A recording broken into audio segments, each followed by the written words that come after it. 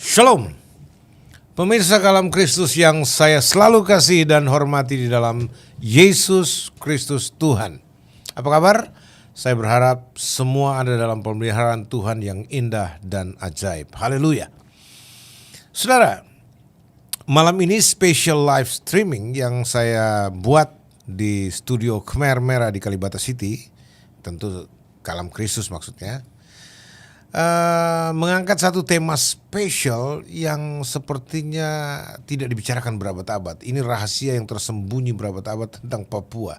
Ini bahasa bombastis yang saya buat, tetapi ini betul karena ada narasumber spesial yang tiba-tiba ada di studio saya nih.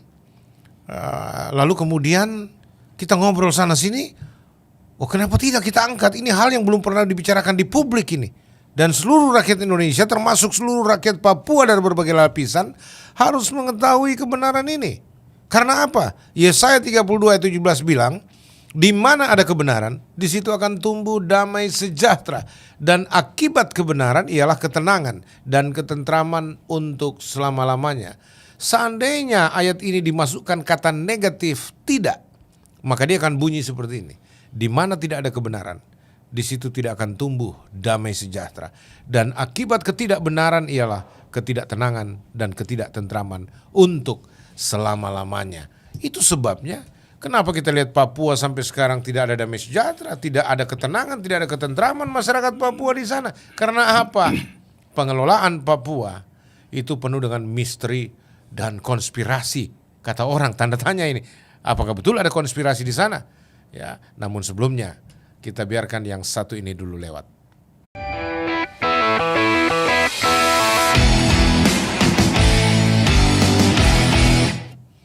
Kembali dengan saya, Pastor Joshua Tewu, dalam program spesial Perspektif Joshua Tewu dengan tamu spesial saya. Kali ini seorang putra asli Papua, Papua Jack. Namanya Petrus Revasi Mika. Selamat malam, shalom, Pak Petrus. Pastor. Luar biasa. Apa kabar Pak Petrus? Baik. Pak Petrus, saya senang sekali karena Anda bisa mengalokasikan waktu ada di sini untuk kita berdiskusi. Dan ini sebenarnya spontanitas pemirsa. Saya tidak ada program untuk bicarakan tentang Papua, perihal Papua secara khusus ya. Kami sedang berbicara tentang bagaimana program pekerjaan Tuhan pelayanan nanti di Papua yang akan dilakukan ke depan ini, karena beliau adalah orang yang pernah belajar di tempat kita di Kalam Kristus ya. Ya Pak, itu tahun-tahun berapa Bapak masih ingat belajar di Kalam Kristus Pak? Awal tahun 2000 ya. Awal tahun 2000 ya. Sudah cukup lama. Cukup lama. Ya, tapi kenalan saya dengan pastor juga sudah sekian puluh tahun. Oke. Ya, Pak Petrus silakan sapa dulu pemirsa kita, pemirsa Kalam Kristus. Ya. Shalom, Kalam Kristus. Saya spesial diundang Pastor Joshua Tewu. Kami ngobrol-ngobrol hal lain yang tadi beliau singgung. Ya, lantas beliau juga tanya perkembangan situasi Papua. Dan saya mohon kepada beliau, Pastor, jika berkenan, coba mari kita bedah Papua, masa lalu, masa kini, dan masa yang akan datang. Dengan situasi, realitas yang terjadi di Papua sampai hari ini. Betul ini pemirsa, mantap. Makanya program ini spontan sebenarnya. Berbarengan dengan program kami di studio Kirbat baru yang sudah diluncurkan. Tetapi kemudian karena waktu beliau juga terbatas dan cukup sibuk antar kota beliau tempuh jalan, ini mobilitas beliau ini cukup tinggi sehingga kami manfaatkan waktu ini untuk berbincang-bincang. Lalu tim kreatif kami juga mengatakan ya sebaiknya mungkin bisa minta waktu untuk live saja sekalian atau bikin konten, tapi ternyata beliau lebih suka live. Biasanya orang live itu hanya orang pemberani yang live. Amin. Nah, luar biasa. Anda siap, Pak Petrus? Siap. Oh, puji Tuhan. Kalau bicara Papua kan seorang orang Papua. Orang Papua ya, iya dong. Ya. Saya bicara kebenaran, Pastor. Ya. Saya bicara kebenaran. Iya, karena kalau bicara ayat tadi yang saya sebut Yesaya 32 ayat 17, di mana ada kebenaran, di situ akan tumbuh damai sejahtera dan akibat kebenaran ialah ketenangan dan ketentraman untuk selama-lamanya. Pasti Pak Petrus juga merindukan tanah Papua. Itu ada damai sejahtera, ketenangan dan ketentraman. Itu hanya bisa dilakukan kalau ada kebenaran di sana, Pak. Betul. Tapi kalau tidak ada kebenaran, tidak mungkin ada damai sejahtera, ada ketenangan dan ketentraman. Semua orang yang hidup di Papua, baik orang asli Papua maupun non Papua yang datang hidup di Papua sebagai pegawai, sebagai tentara, sebagai polisi, sebagai pengusaha, sebagai bisnismen dan sebagai siapa saja. Itu. Ya. Makanya ini perlu ada kebenaran yang disingkapkan tentang situasi dan kondisi Papua saat ini. Bahkan sebelum dan sesudah saat ini, saudara-saudara. Karena kita bicara Papua ini bukan yang hari sekarang ini. Ya, Papua yang sekarang ini yang belum ada damai sejahtera, belum ada ketenangan dan belum ada ketentraman karena masih masuk daerah operasi militer itu. Masih status DOM. Papua masih status DOM, Pak. Kenyataan seperti itu. Baik zaman Orde Baru maupun hari ini. Saya kira sudah berakhir dengan Aceh sudah berakhir, tapi ternyata di Papua masih ada. Masih tetap DOM ya. Operasi militer yang terbesar juga di Papua ya. Itu sebabnya kita berbicara, pemirsa, bahwa ini hal sama sekali tidak punya orientasi untuk provokasi disintegrasi, sama sekali tidak. Pak Petrus adalah putra Papua asli, darahnya biru atau kuning, Pak? Darah saya merah, tulang saya putih. Darah merah, tulang putih. Artinya apa? Bendera saya merah putih. Merah putih, bukan bintang. Bukan bintang kejora, saya tidak. Berarti real cinta Indonesia. Yes, bukan masalah cinta, tetapi saya berbahagia di Republik Indonesia. Nah, jadi saya mau ulangi begini, Pastor. Saya terima kasih kalau bisa ada di ruangan yang sangat-sangat terhormat ini dan sangat-sangat edukatif ini untuk sebuah tema yang masih misterius bagi bangsa Indonesia, yaitu Papua. Jangan lihat Papua dari PPRA sampai hari ini, tapi lihat Papua sebelum BPUPKI zaman Soekarno dan teman-teman merumuskan konsep untuk Indonesia merdeka. Karena periode itu tahun 45 tidak ada orang Papua yang hadir dalam persekutuan BPUPKI dan PPKI. Ini post atau pasca kemerdekaan? Pasca. Tunggu dulu, jangan bicara itu. Karena ada berita yang saya dengar, itu ada sesuatu pra kemerdekaan yang Bapak mesti ceritakan. Nah, apa yang bisa Anda sebutkan? Kenapa, bagaimana ceritanya sampai orang-orang Papua itu bisa masuk di dalam kerangka atau semacam gerbong Indonesia merdeka? Apakah memang Papua sudah terintegrasi sebelum kemerdekaan dalam Indonesia? Ya, saya jawab. Begini, Republik Indonesia kita ini merdeka 17 Agustus 1945 de facto. De jure juga. De jure juga. Tetapi sampai hari ini pembangunan masih berjalan. Jadi tujuan belum tercapai. Tapi itu hal lain. Tapi bicara Papua, abad 19 kan Indonesia merdeka. Bulan yang ke-8, hari yang ke-17.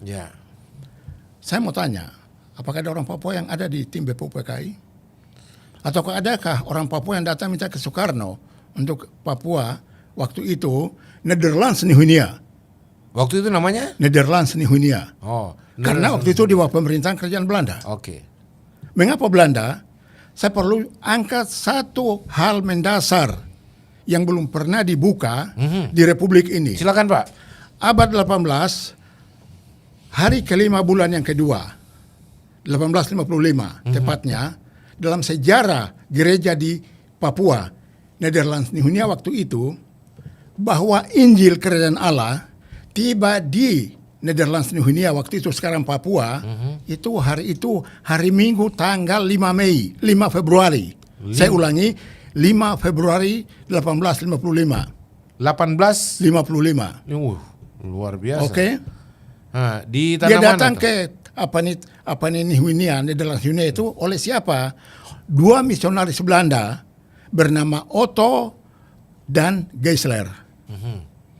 Oke. Tiba di Pulau Mansinam di Teluk Dore. Pulau apa? Pulau Mansinam. Oke. Monumennya ada sampai hari ini, salib Yesus. Oke. Di Pulau Mansinam itu, di Teluk Dore, Manokwari, Papua Barat. Oke. Oke? Abad 18 ya, Ya. Indonesia merdeka abad 19. Iya, itu jauh sekali. Jauh kan? Oke. Tadi saya katakan, siapa yang datang ke Soekarno dan Hatta minta supaya Nederlands dunia masuk menjadi bagian dari Indonesia. Ini kita bicara fakta sejarah. Iya. Pastor, dengar baik-baik. Iya. Dan pemirsa dengar baik-baik. Iya. Sejarah, ini fakta. Siapa yang datang? Ada atau enggak? Tidak ada. Jadi tidak ada orang Papua yang datang. Coba riset. Kalau ada dokumen-dokumen sejarah Irian Barat atau Nederlands dunia menjadi Irian Barat menurut Soekarno sampai dianeksasi. Oh, istilah aneksasi ini Anda Aneksasi. mesti saya akan bertanggung perjelas. jawab menjelaskan ini, Ya. jangan sampai karena ini nggak bisa, istilah itu aneksasi ini. aneksasi. Tanya semua orang Papua. Hah. Itu aneksasi. Tapi saya mau beritahu, saya sudah katakan darah saya merah, tulang saya putih, tulang saya putih, berang saya merah putih, bendera saya merah putih. Kita bicara sejarah, bicara kebenaran. Bicara kebenaran. Sama dengan Yesus lahir ke dunia ini adalah kebenaran, Amin. bukan manipulasi. Betul. Oke, kita kembali lagi ke Papua. Tapi Bapak jangan marah dulu yang saya, Pak. Oh, Ini enggak. saya cuma bicara Ya, ini. ini menurut gaya saya, Oh, gaya orang Papua. Oke, tenang saja pemirsa. Ya, tenang di sini aja. aman, di sini aman. Aman. Ya, jadi Saya memang juga- gaya orang Papua bicara seperti ini, apalagi dia bicara kebenaran yang dia yakini. Betul ya? Ya. Nah, ini aneksasi. Aneksasi. Kenapa Anda Tapi tunggu munculkan? jalan ke situ dulu. Oh, Ke apa aneksasi itu? dulu. Aneksasi itu kan apa ini kita harus apa ini bicara tokoh nama Soekarno. Oke. Kemudian perebutan Irian Barat yang dikatakan merebut kembali. Iya. Tapi versi orang Papua termasuk saya itu aneksasi.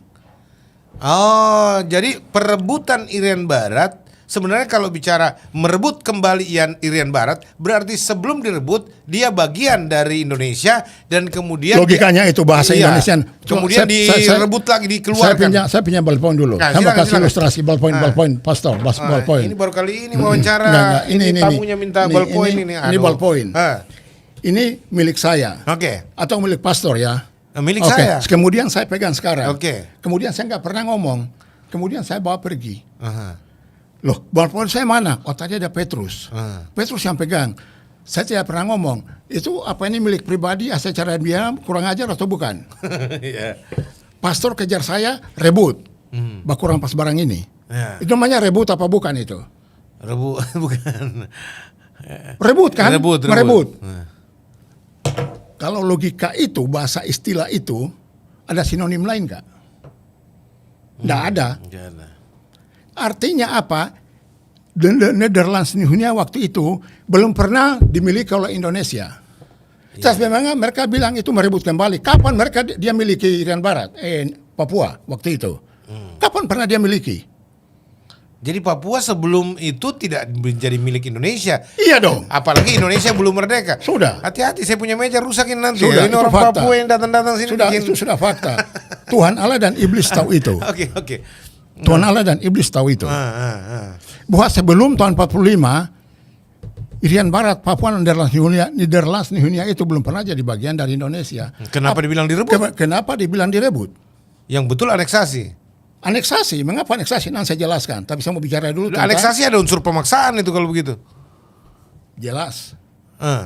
Oke, jelaskan apa yang Anda mau jelaskan sebelum saya Jadi begini. kuliti ini. Begini, abad 18 itu, abad 18 ya, Oke.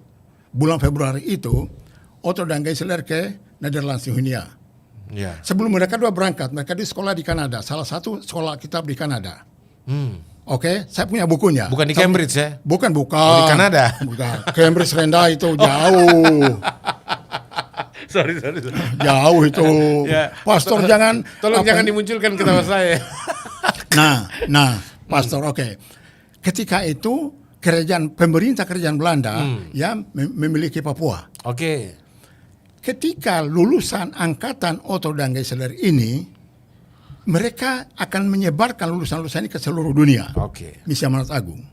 Ya. Nah, mereka cari di peta dunia ada satu pulau Aha. yang di ujung apa ini 5 benua ini, Ujung dunia lah. ujung dunia. Hmm. Mereka mau utus misionaris ke sana. mereka cari pulau itu yang milik siapa. Mereka lihat, pemerintah kerajaan Belanda. Oke. Oke, 2 orang ini disiapkan, diutus. Otto dan Geisler itu tiba di Indonesia waktu itu bukan Indonesia, di Batavia. Oke.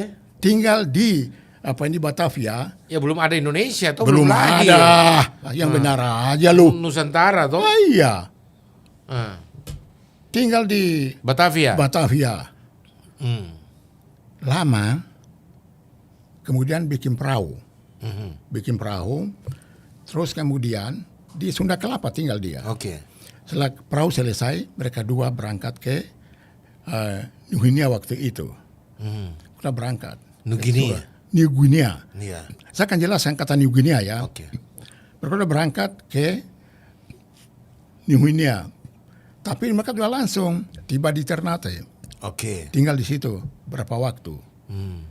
Kemudian untuk ke New Guinea, mereka sudah pinjam perahu dari masyarakat Ternate. Mereka sudah pinjam perahu, mereka sudah berangkat ke Ternate.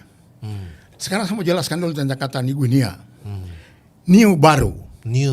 Baru. Guinea itu sebuah daerah di Afrika Barat Daya.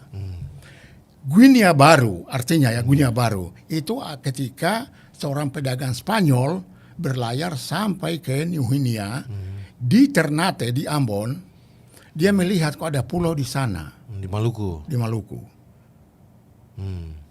Nah, dia bertemu manusia Papua, ini sepotong-sepotong dulu. Dia lihat kok manusia di sini seperti manusia di Afrika Barat Daya. Dia memberi nama itu Neo baru, Guinea, nama dari Afrika Barat Daya. Jadi Guinea baru. Karena manusia sama dengan manusia-manusia di Maksudnya Afrika Barat Daya. rumpunnya gitu. Rumpunnya. Apa istilah fisiknya, Melanesia, Polinesia? Itu Melanesia itu kebangsaan, bangsa. Oke. Itu di Pasifik. Oke. Ras Melanesia. Nah, itu jadi dia beri nama New Guinea. New Guinea. Karena manusia sama dengan kulitnya hitam, rambutnya keriting. Sama dengan bangsa di Afrika Barat Daya. Seperti itu. New Guinea. Itulah yang muncul istilah Papua New Guinea. Yes. Papua New Guinea lain lagi, itu Irian Timur. Irian Timur. PNJ. Oke. Kalau Papua itu Irian Barat. Oke. Dari segi wilayah pulau itu ada timur, ada barat. Oke. Itulah kata New New Guinea itu ya. Ya, akhirnya menjadi Netherlands New Guinea. Netherlands itu karena dia milik dari pemerintah kerajaan Belanda. Oke. Itu akhirnya dikatutkan, disambung itu. Jadi bangsa yang keriting kulit coklat tua itu yang sama dengan manusia di Afrika Barat Daya itu adalah dikuasai oleh pemerintah kerajaan Belanda, Netherlands. Ya, seperti itu. Oke, itu sampai di situ. Kaitannya dengan Papua sebagai New Guinea itu New Guinea itu, New kan baru. Guinea itu Afrika Barat Daya, bangsa di sana. Jadi disebut sebagai New Guinea, Guinea baru. Ya, jadi Papua itu termasuk Afrika Barat Daya baru gitu loh. Persis. Seperti itu istilah New Guinea itu. Jadi karena agak serumpun itu. Ya, bukan serumpun. Milik manusianya, potongan manusianya mirip. Oke. Sama bahkan rambut keriting, kulit tua, hitam. Amat berbeda dengan orang-orang Indonesia lainnya. Sangat. Nah, sekarang kalau dikatakan dengan bangsa Indonesia lainnya, karena apa? Papua itu pulau besar, namanya Papua itu dari Sorong sampai Samarai. Iya. Samarai itu di New Guinea, di PNJ. Iya, Papua New Guinea. Iya. Sorong sampai Samarai. Pulau besar namanya Pulau Papua yang nampak di peta seperti burung kasuari itu, dibilang selalu burung Pulau Cendrawasih itu masuk ke gugusan kepulauan Pasifik. Oke. Yang sekarang ada 18 negara. Begitu, Pastor. Nah, itu makanya dan bangsa-bangsa itu memang kulitnya hitam, rambutnya keriting. Disebut sebagai ras Melanesia. Iya. Itu. Oke, ras Melanesia. Ras Melanesia. Berbeda dengan Polinesia. Berbeda. Jelas. Sekarang mengapa selalu dibilang ras Melanesia? Kalau dikaitkan dengan Maluku, NTT, NTB, jelas beda. Oh, nggak sama. Sangat sama, bukan Melanesia dong. Maluku dan NTT, NTB semua itu sama masuklah semana? Itu Polinesia dong. Oh, Polinesia. Oh, mereka itu Itu Polinesia. dari segi antropologi. Antropologi. Ya. Oke. Tapi dari segi wilayah ras manusia Papua sebagai orang Melanesia itu gugusan Kepulauan Pasifik. Oke. Itu. Oke, Nah, oke. lantas sekarang ketika penjajah Belanda menguasai Papua, dan tadi ada satu hal penting, Pastor, adalah bahwa dua misionaris ini ketika menginjakan kaki di Pulau Mansinam itu dalam nama Tuhan kita menginjakan tanah ini. Kita injak tanah ini dalam nama Tuhan. Nah, lantas mereka mendeklarasikan satu ayat firman Tuhan yang penting. Di mana itu? Masih ingat? Efesus 5:8. Efesus 5 ayat 8. Ya. Wow. Dia berkata begini. Memang dahulu kamu gelap, Oke. tapi sekarang kamu terang. Oh. Hiduplah sebagai anak-anak terang dalam Tuhan. Bawa Alkitab kemari kita buka. Ya, memang dahulu kamu anak-anak kegelapan. Anak-anak kegelapan. Ya, tapi Lengkapnya kamu itu. sekarang adalah anak-anak Ya, terang. hiduplah sebagai anak-anak terang dalam Tuhan. Ya. Itu deklarasi kemerdekaan orang Nederlands dunia, Papua itu dalam Kristus. Catat itu. Oke. Kalau ada yang dengar, buka Alkitabmu sekarang. Ya. Itu oke. Jadi sebenarnya Papua sudah dari tahun 1855. Sudah merdeka di dalam Kristus. Iya, artinya sudah menerima Kristus. Yes. Diklaim sebagai tanah milik Ya. Kristus. Dan pastor saya bisa menyampaikan satu hal. Bangsa Papua seperti saya ini itu manusia kanibal.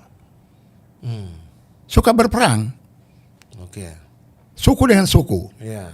Dan itu betul. Ya. Tapi mengapa manusia bisa lemah lunglai, lemah lembut seperti hari ini? Ush, mantap. Kalau kami masih kanibal, Karena kasih- kami bisa bakar gereja yang liar di Papua. Karena kasih Saya Kristus. bisa bakar masjid di Papua. Betul. Catat itu. Kalau masih punya, kalau tidak bertobat ya, Tidak bertobat. kalau belum dalam Yesus. Ya. Dan memang begitu faktanya. Ya, dan kalau benar bahwa banyak suku betul, tapi suku mana banyak itu yang bisa tunduk kepada tata krama kehidupan masyarakat dan gereja. Kalau kami masih kanibalis, kami bisa bakar gereja-gereja yang bukan punya orang Papua, bukan pendetanya orang Papua. Bisa bakar masjid, Bisa. bisa bakar kelenteng, bisa bakar apa saja. Ya, betul. Iya. Dan ingat, Efesus 5 ayat 8 itu diterakan di dalam stempel gereja tua kami yang namanya Gereja Kristen Injili di Tanah Papua, GKI.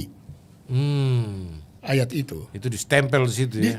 Ditulis di atas apa? Yang menarik di sini Papua, pemirsa, karena Papua dari tahun 1855, 5 Februari tepatnya, itu sudah diserahkan kepada Tuhan Yesus. Itu menjadi tanah milik Tuhan Yesus, diklaim. Persis. Seperti karena apa? Dengan monumental bahwa Injil pertama kali didaratkan di situ dan diberitakan di tanah Papua. Karena Alkitab bilang, kemana kakimu menginjak, daerah itu diserahkan kepadamu. Betul. Bagi orang-orang yang diutus Betul. untuk memberitakan Ya. Injil. Ya. Nah, itu sebabnya tidak juga berlebihan, tidak lebay kalau dibilang Papua sebenarnya itu adalah salah satu kantong Kristen di wilayah Nusantara. Faktanya begitu. Iya, dan Faktanya memang begitu. begitu. Misionaris lah yang berjuang untuk apa? Memanusiakan orang-orang Papua dari keterbelakangannya untuk bisa melihat kebenaran di dalam Kristus. Betul. Ya, walaupun dengan segala keterbatasan mereka, ya, tetapi mereka sudah berhasil mengangkat martabat orang-orang Papua sehingga mereka bisa menjadi orang yang percaya kepada Tuhan. Tapi sayangnya, kemudian politik masuk, mencengkram, ya. Dan kemudian melalui politik inilah terjadi segala macam permufakatan jahat, tanda kutip. Untuk apa? Melihat tanah ini layak untuk direbut, ya. Ya, ini saya mulai munculkan ini. Tanah ini layak direbut untuk apa? Untuk menjadi dapur logistik Indonesia. Perut. Karena begitu kayanya tanah Papua ini. Kira-kira begitu, Pak? Persis. Itu betul. Sangat benar. Ini saya tafsir ini, Ya Pak. tidak, tafsiran itu benar. Oh. Oke, saya mau izin pastor saya terus ya. Silakan. Jadi abad 18, bulan Februari 1855 itu berjalan oleh misionaris. Ingat ya, misionaris dari Eropa, dari Belanda dan Jerman. Oke. Nah, itu ada peta wilayah itu ada dua. Protestan di utara, Katolik di selatan. Oke. Merauke lari sampai ke Kokonau di Timika, itu areanya Protestan. Katolik. Oke. Dan juga di Pegunungan Tengah. Ada sebagian Katolik, sebagian Protestan. Oke. Nah, sampai di situ. Oke. Sampai di situ. Berarti pemerintahan gereja kan abad 18 sampai 1945. Nah, periode ini ya. Nah, waktu yang panjang ini, siapa yang berjuang untuk apa ini? Dia tahu bahwa Indonesia ada negara namanya Indonesia. Nggak ada. Nggak ada kan? Iya. Orang Indonesia aja belum ada, nama itu belum disebut-sebut Belum kok. pernah disebut-sebut. Abad 18. Betul. Ya kalau membicarakan ini juga akhir-akhir ini marak berbicara dari mana mulai muncul kata Indonesia itu. Itulah. Iya. Nah, jadi terlepas dari istilah Indonesia itu dan itu perlu diskusi sendiri. Dan ada beberapa profesor yang bicara soal itu. Oke. Nah, tetapi bicara Papua dalam konteks Indonesia, saya menghendaki pastor kita bicara kebenaran. Oke. Di situ artinya kita bicara sejarah yang benar. Iya. Dan perasaan kami orang Papua. Iya. Apa perasaan kami? Kok ngotot aja terus sampai hari ini NKRI harga mati? NKRI harga Terus mati. apa masalahnya dengan Anda yang mengatakan cinta Indonesia kalau ada klaim begitu? Yes. NKRI Udah harga mati. 45 Pak mengatakan NKRI harga mati. Aha. Tidak ada. Tunjukkan ke saya. Ada istilah NKRI harga mati. Mohon izin saya ngomong ya. Ya. NKRI sudah mati harga. Catat pastor. NKRI sudah mati Sudah harga. mati harga. Walaupun tetap benderanya harga mati. Artinya Itu pengakuan kita bersama-sama. semboyannya maksudnya propagandanya. Tetapi untuk situasi politik yang selalu diteriakan orang, NKRI harga mati tidak bisa diganggu gugat. Oke. Tapi kalau saya mengatakan NKRI sudah mati harga, apa yang salah saya? Saya bisa buktikan. Apa itu? Timor Leste lepas. Di Aceh masih ada berkibar bendera GAM. PKI pernah porak-porandakan apa ini Pulau Jawa atau Indonesia. Karmusakar, Makassar. DITII, RMS. Orang masih persoalkan Pancasila. Harga matinya di mana? Pastor jawab, harga matinya di mana? Patut kita berdebat. Artinya nggak boleh dirubah lagi negara. Boleh, silakan aja, silakan. Itu kok konstruksi bangunan NKRI kan, negara. Iya. Dengan Negara kesatuan. Negara kesatuan. Nggak usah dirubah jadi negara serikat. Nggak boleh dirubah. Tapi Soekarno pernah jadi presiden Indonesia serikat loh. Republik Indonesia Serikat. Itu Iya. Soekarno presidennya. Makanya diumumkan setelah itu tidak boleh lagi ada kembali ke situ. 59. Ah.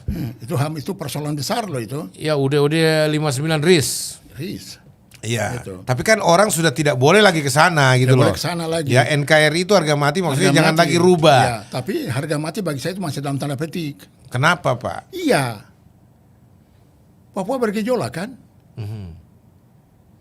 Ya ini pertanyaan justru ini yang saya mau tanya. Iya. Kenapa Papua sampai sekarang masih bergolak? Nah, Apa oke. ada apa di Papua Ya, justru sebenarnya? itu jawabannya itu apa ini jelas. Iya. Ya. Anda kan ditampilkan untuk membuka rahasia. Betul. Kenapa Papua Ya, masih bergolak? Makanya tadi saya bilang ketika Insinyur Soekarno, saya hormati beliau ya, Insinyur Ya. Soekarno dan Dr. Anus Muhammad Hatta bicara soal Indonesia, saya mau tanya, Maramis dengan Latu Harhari itu, apakah mereka dua ngomong termasuk Indonesia? Tapi kalau saya bilang mewakili Indonesia Timur, yang kasih kuasa siapa? Yang kasih kuasa siapa mengatakan bahwa mewakili Indonesia Timur? Tolong buktikan dulu lah, baru kita bicara. Bukan masalah saya benci Indonesia, tidak. Sudah ngomong awal tadi, darah saya merah, darah Petrus Pasifik merah, tulang saya putih. Karena saya akan jelaskan betapa baiknya negara ini.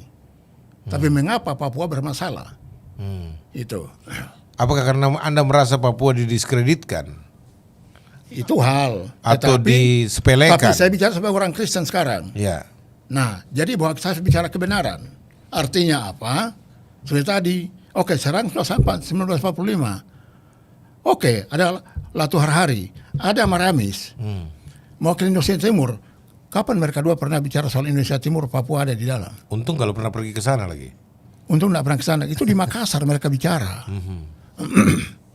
Kok bisa mengatasnamakan Indonesia Timur? Iya kan? Oke. Akhirnya Indonesia merdeka ya. Siapa Sudah tahu merdeka. ada anak Papua memang yang diajak bicara. Tidak ada. Lalu kemudian mereka dikasih percaya jadi juru bicara untuk Indonesia Tengah dan Indonesia Timur. Bukalah dokumen-dokumen kalau ada di Arsip Nasional. Jadi setahu Anda, sepengetahuan Anda nih Pak Petrus, memang tidak pernah ada putra Papua yang dilibatkan dalam Tidak pembicaraan ada, di tidak. dalam panitia persiapan Tidak kemerdekaan ada. Indonesia atau BUPKKI. Pada Badan Usaha Persiapan Kemerdekaan Indonesia BPUPKI dan juga PPKI, Panitia Persiapan Kemerdekaan Indonesia. Tidak orang Papua. Kalau ada kan pasti disebut. Berarti kan tidak ada toh. Nah, buktinya apa? Akhirnya Soekarno bikin Trikora, Trikomando Rakyat tahun 63 bulan Mei. Apa bunyinya? Bubarkan negara boneka Papua, bubarkan negara boneka Papua buatan Belanda. Yang kedua, tancapkan merah putih di seluruh Irian Barat, tanah air Indonesia. Yang ketiga, mobilisasi umum merebut Irian Barat, tanah air Indonesia. Saya tidak tahu logika Soekarno seperti apa itu. Apakah itu kesepakatan di BPUPKI? Tidak pernah sejarah menulis itu. Tidak ada klausul di BUPKKI. Tidak ada. Lalu sekarang Saya tidak bisa menafsirkan. ya oke lah, sekarang sudah di dalam toh, artinya Ya, sudah di dalam. Papua sudah bagian Oke, dari sudah Indonesia. Sudah di dalam Apa dengan ruginya menurut Anda? jelas rugi. Ruginya apa? Ruginya begini, rugi politik. Rugi politik, jelaskan kenapa rugi Jelas, politik? rugi politik karena apa? Hak politik orang Papua tidak pernah dihargai. Sekarang saya mau beritahu satu fakta. Riset dari sebuah lembaga negara yang namanya LIPI. Ya, LIPI. Lembaga Ya, Ilmu Ilmu Pengetahuan Pengetahuan. Indonesia. Studi itu mereka cetak dalam sebuah buku namanya Papua Roadmap. Papua Roadmap. Ya, Isinya apa? isinya Intisarinya? tentang keadaan sebenarnya tentang Papua, bahwa Papua bermasalah. Soal pelanggaran HAM. Pelanggaran HAM, Apa hak lagi? dasar orang Papua, Hak dasar untuk orang berpolitik, Papua. hak orang Papua di atas tanah sendiri. Ya. Ada 4 hal yang dituntut. Itu dalam buku Papua, Papua Roadmap, Roadmap, yes. yang diterbitkan oleh LIPI. LIPI, riset oleh namanya Profesor Dr. Muridan, saya lupa namanya, sudah almarhum. Ya.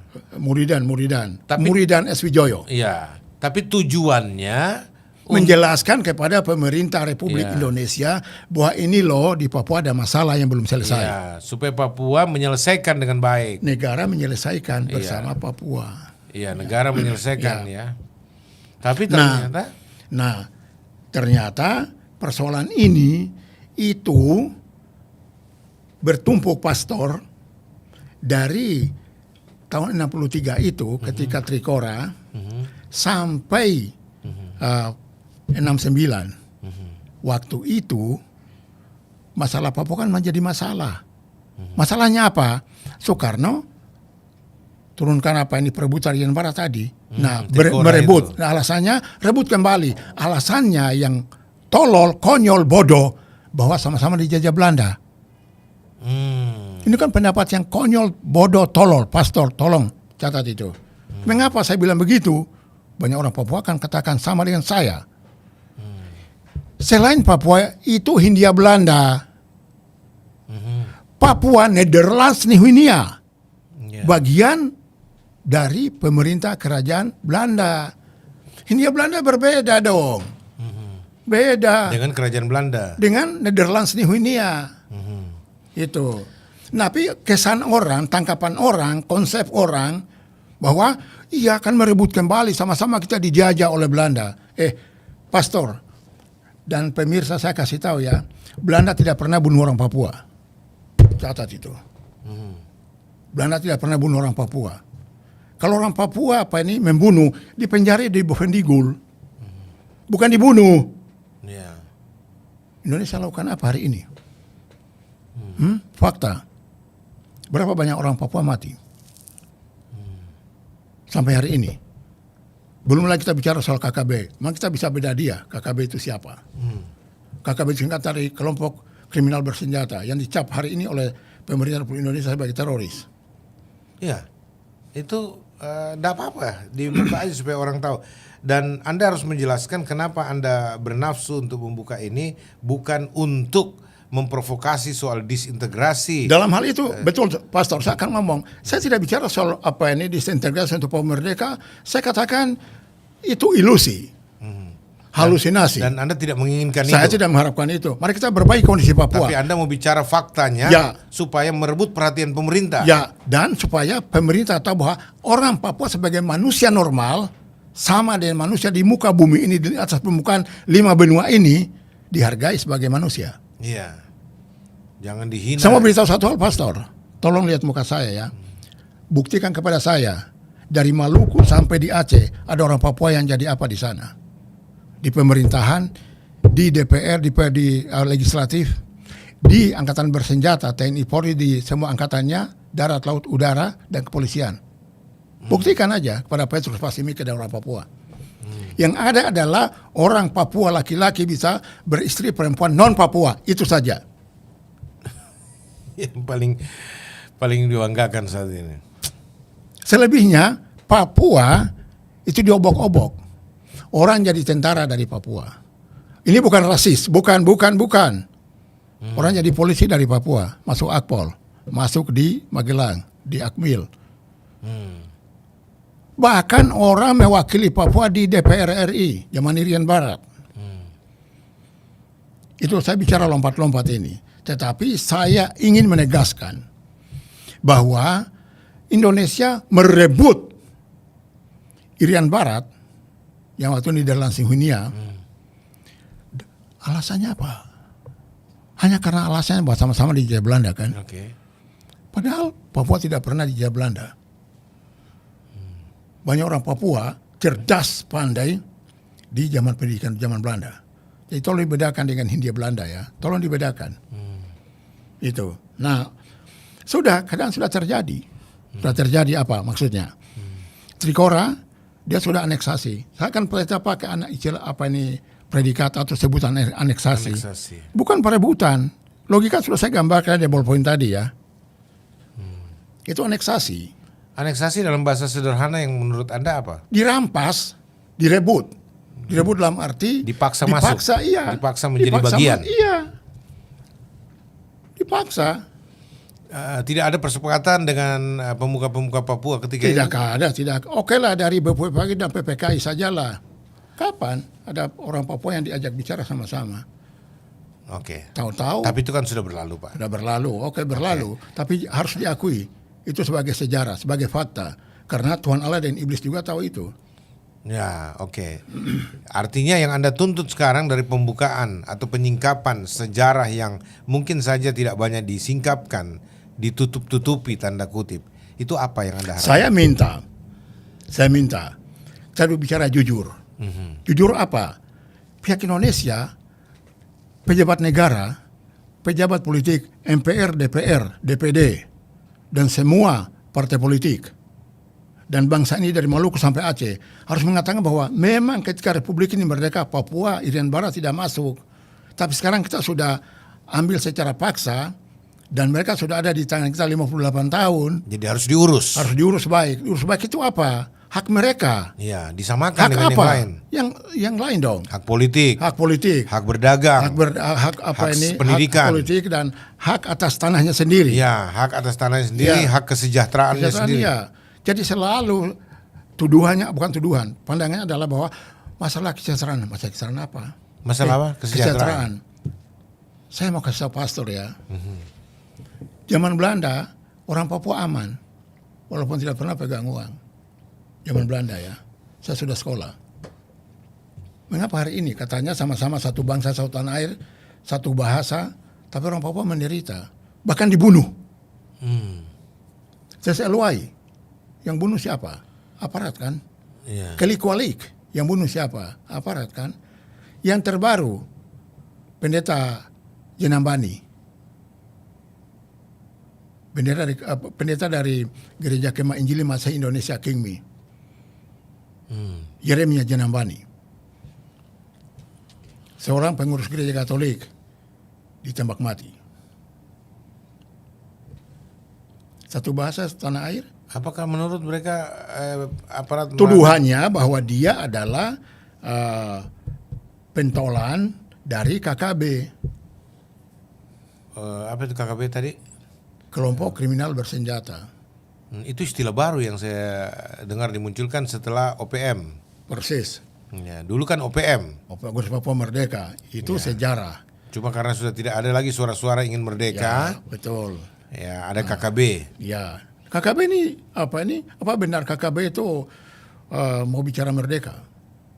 Saya ingat waktu saya ada di beberapa tahun lalu ada di Tembagapura atau apa, pokoknya di Freeport, area Freeport.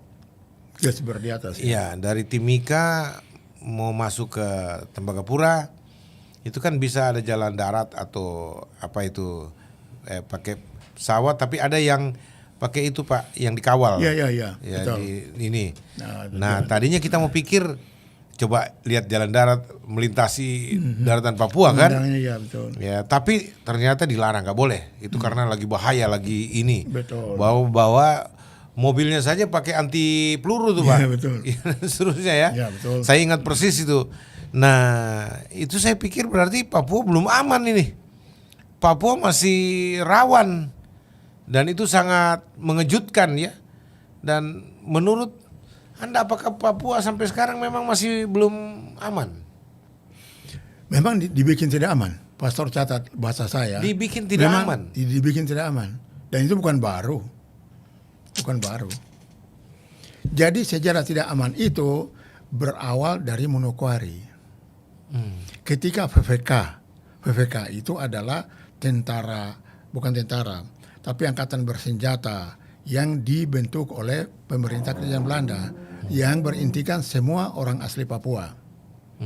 Tokoh-tokohnya antara lain Permenas Peri Awom yang disebut sebagai tokoh OPM pertama. Itu tahun 60-an itu. Nah, yang satu lagi Obed Mandacan dan Lodwig Mandacan. Setrum Korem. Tokoh-tokoh itu OPM asli.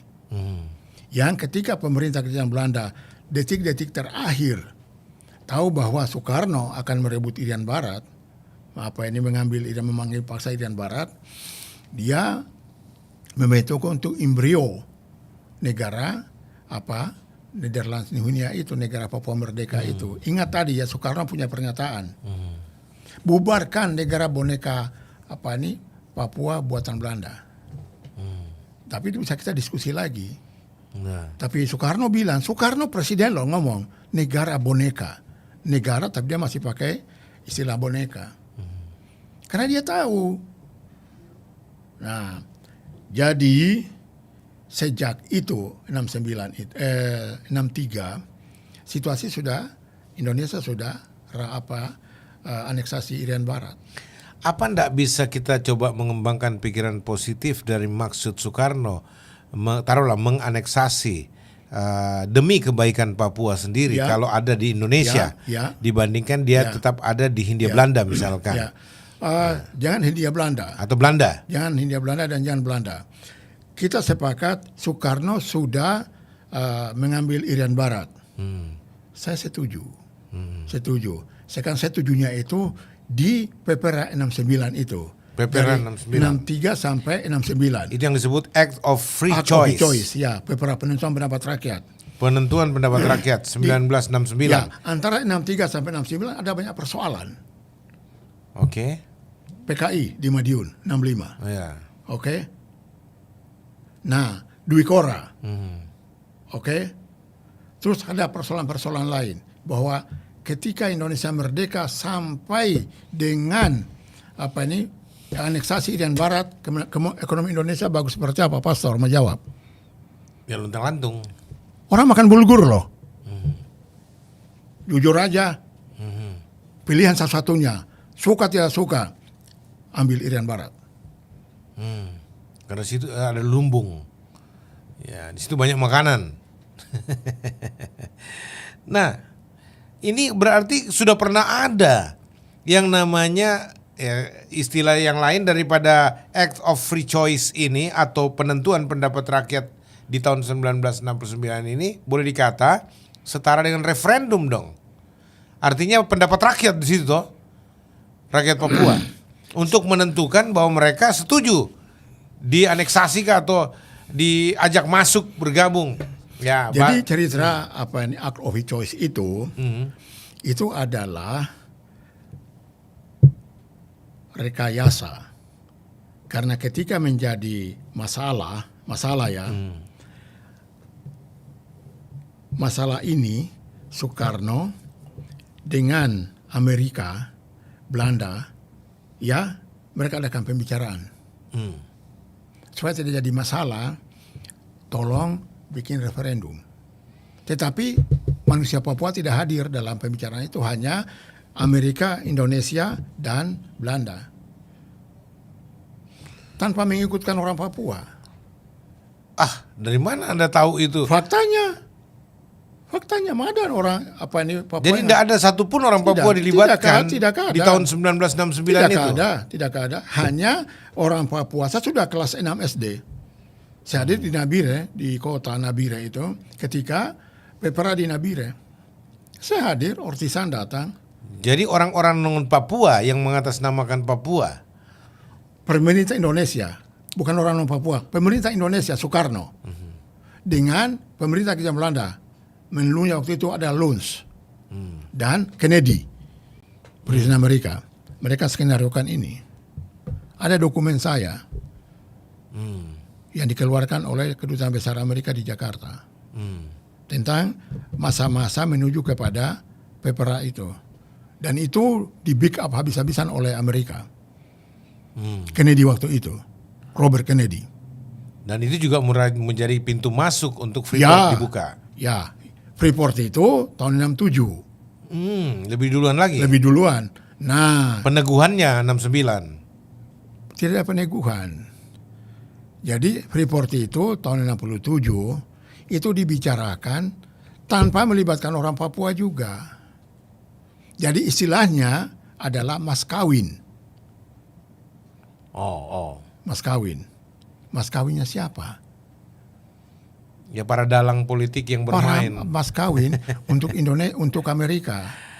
Jadi waktu itu awal-awalnya untuk penyerahan areal di Gesber di atas itu bukan orang suku Amugme Komoro, bukan. Itu orang di Jakarta. Itu menyerahkan areal 40 hektar awal. Dan pemerintah Indonesia zaman itu Soeharto hanya dapat 3,9, sekian persen saham.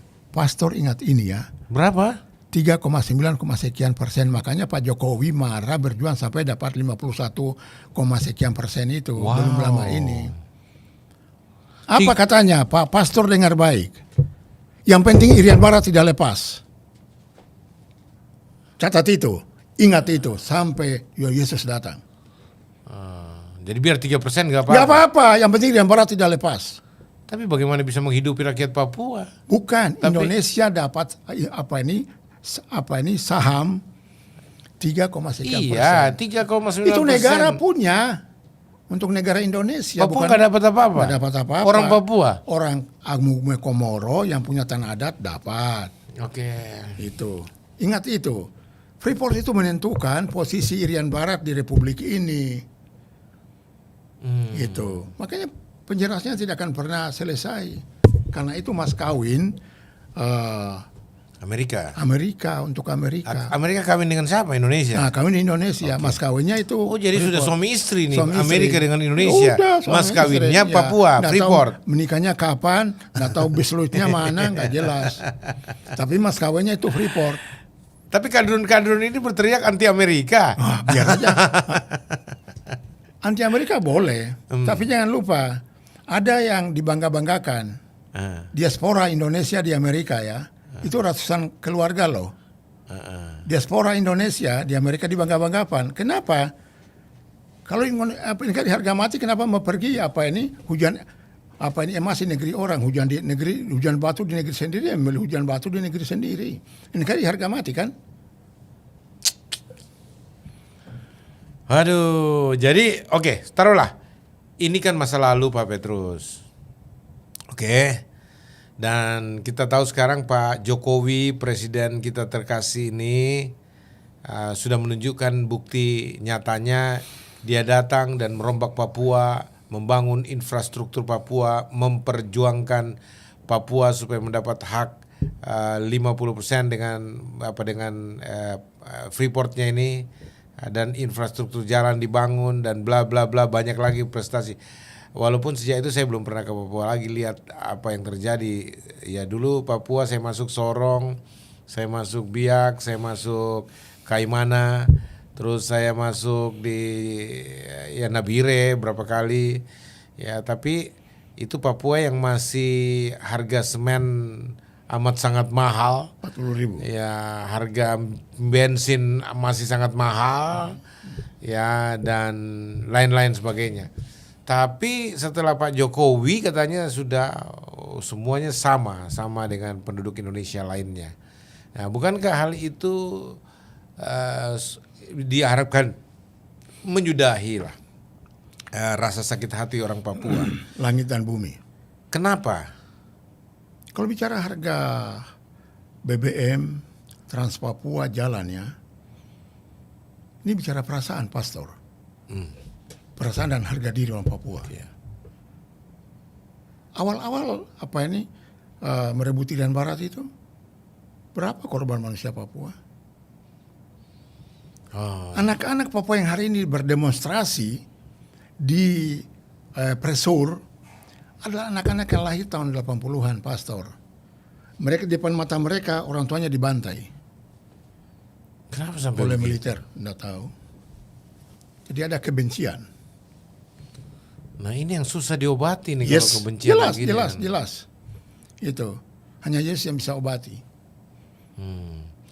Nah sekarang. Nah kalau Pastor mengatakan bahwa Pak Jokowi dia kayak Papua 14 kali. Tapi mengapa? Saya baru balik bertanya, mengapa sekian puluh ribu TNI dikirim ke Papua dan polisi Brimob? Mengapa dia diam aja? Itu ilegal loh.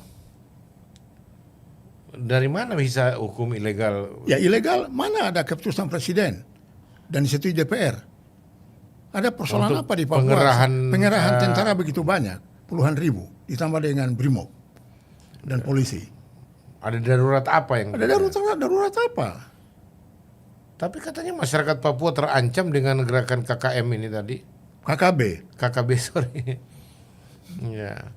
Nah, berarti ini kan konspirasi. Sandiwara itu ini yang dibilang konspirasi. Yes, ada permufakatan jahat. Sudah masuk ke temanya kan? Ya. Konspirasi. Permufakatan jahat dari orang-orang tertentu yang bermain. Apakah salah saya mengatakan bahwa permainan Jakarta?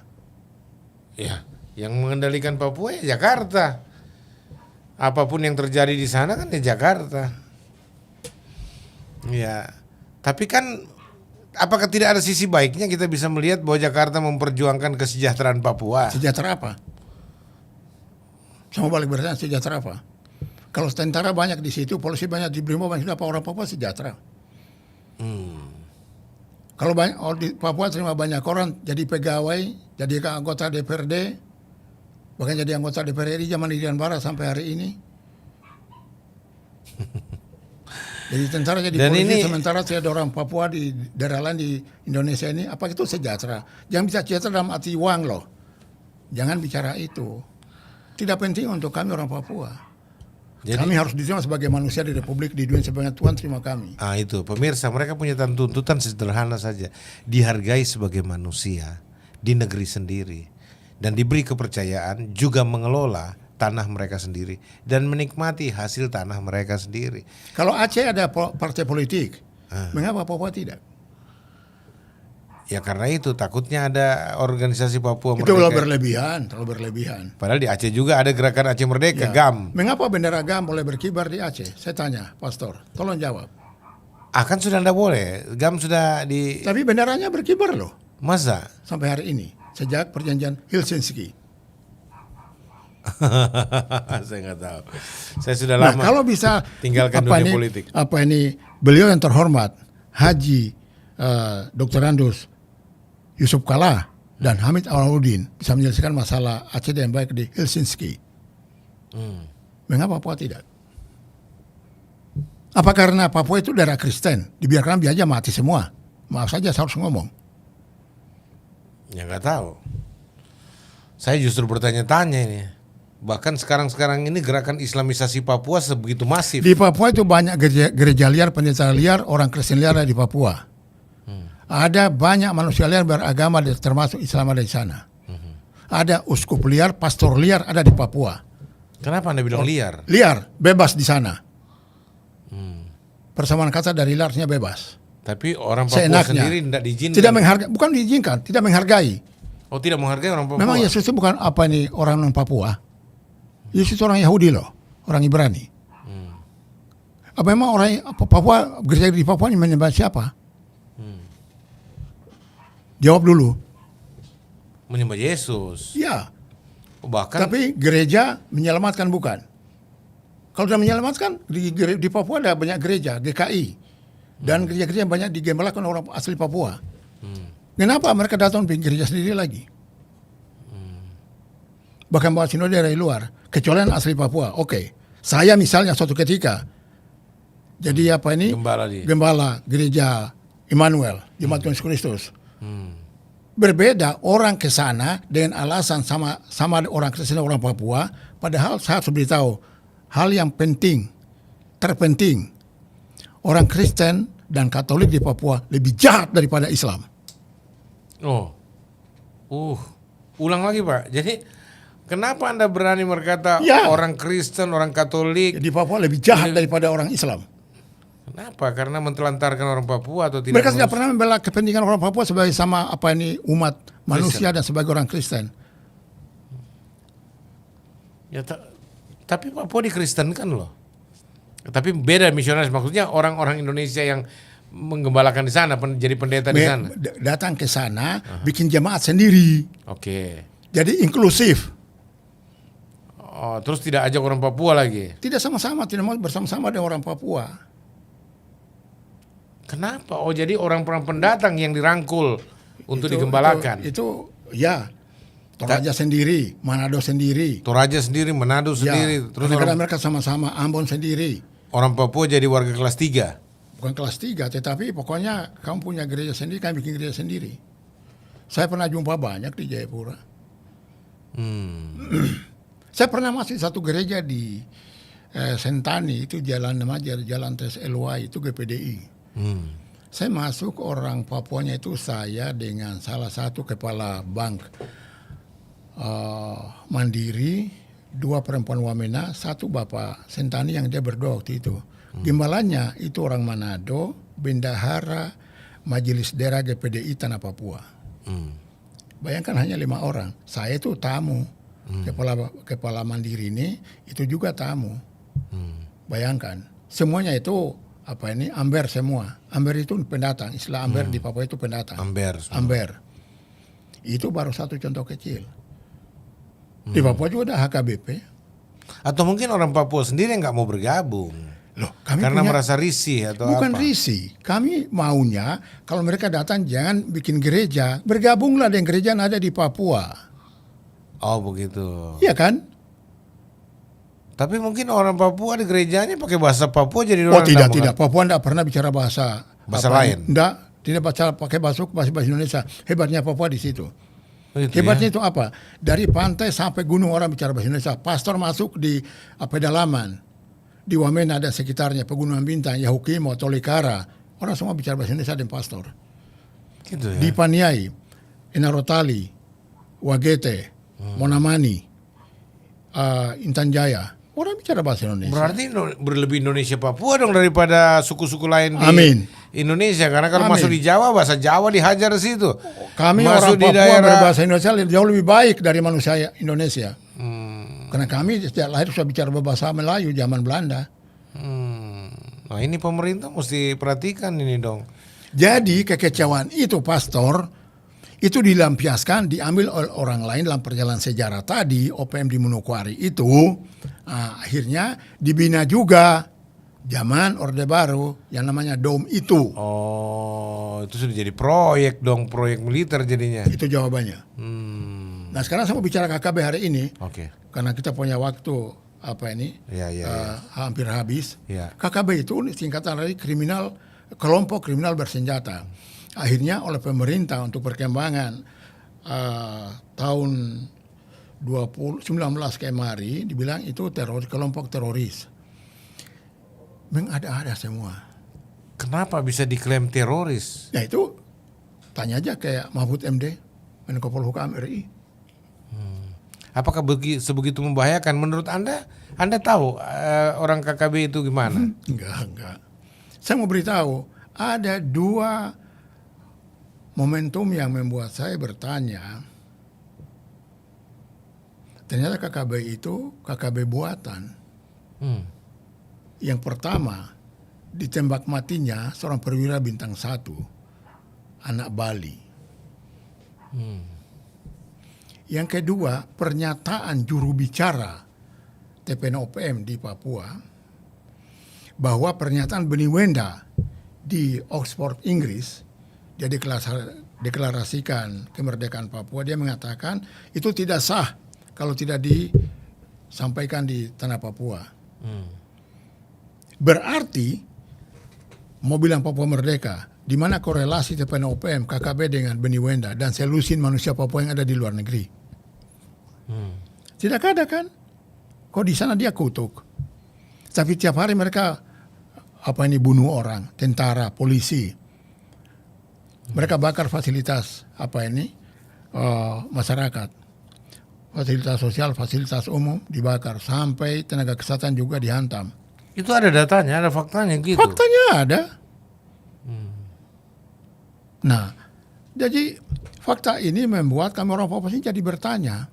Akhirnya kesimpulan awamnya, sudah itu bikinan TNI Polri itu kasih tinggal sudah. Nah, kenapa pertanyaannya sekarang? Kok TNI Polri kok tidak mampu untuk memadam itu KKB? Berapa banyak sih KKB kalau intelijen tahu? Iya kan? Mengapa bisa dimatikan dari akarnya? Tapi dengan sekian ribu aparat TNI Polri BRIMOB diturunkan ke Papua.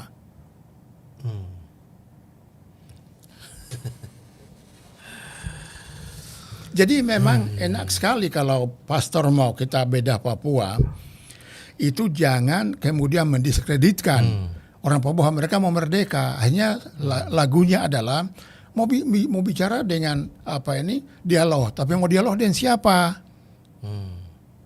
Karena kelompoknya banyak sekali. Oke, kelompok banyak, tapi kelompok yang mana? Yuk sebut dulu. Kalau faksi-faksi Papua saya akui banyak. Kalau bicara dengan manusia di tanah Papua, jangan pakai alasan sukunya banyak dong. Nah, waktu delegasi 100 datang bertemu dengan Habibie, bertemu dengan Gus Dur, semuanya kan jelas di situ. Minta merdeka, lepas dari Indonesia. Habibie bilang pulang dan renungkan. Gus Dur, delegasi yang sama datang bertemu. Gus Dur bilang jangan merdeka, kita bikin otonomi khusus, kamu kelola sendiri pemerintahan Anda. Otsus itu hadir, pastor, sebagai akibat dari Papua mau lepas dari Indonesia. Otsus lahir. Ya, sebagai akibat dari situ. Kuncinya itu.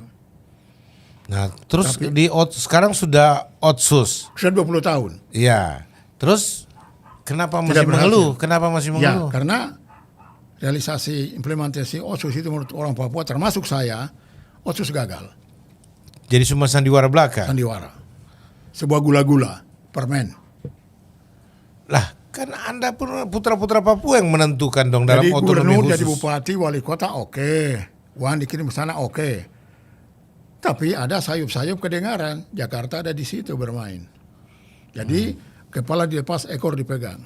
Artinya apa? Otsus dilaksanakan secara konsisten dan konsisten. Tapi tuduhannya adalah, loh itu kan kalian atur uangnya sendiri. Gubernurnya orang Papua, bupatinya orang Papua, wali kotanya orang Papua.